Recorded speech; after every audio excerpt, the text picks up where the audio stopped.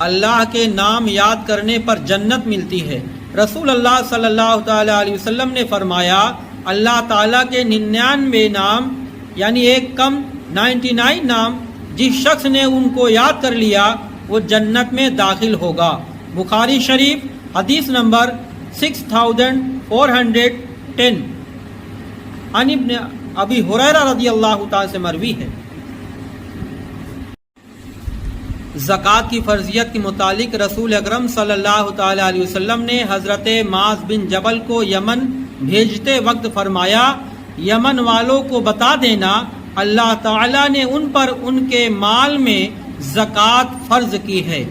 اگر کسی کے پاس نصاب کے برابر مال ہو تو اس میں سے زکوٰۃ ادا کرنا فرض ہے۔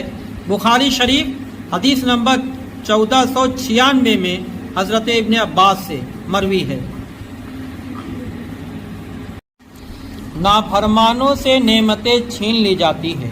قرآن کریم میں اللہ تعالیٰ فرماتا ہے کہ وہ نافرمان لوگ کتنے ہی باغ، چشمے، کھیتیاں اور عمدہ مکانات اور آرام کے سامان جن میں وہ مزے کیا کرتے تھے سب چھوڑ گئے ہیں۔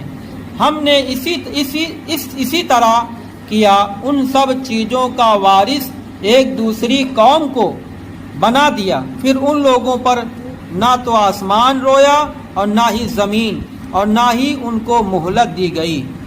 سورہ دخان آیت نمبر 25 سے 29 تک۔ دکھلاوے کے لیے خرچ کرنا گناہ ہے۔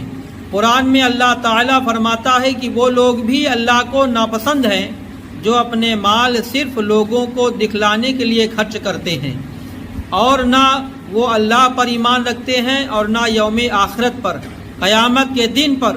جس کا ساتھی شیطان ہو گیا تو سمجھو وہ بہت ہی برا ساتھی ہے۔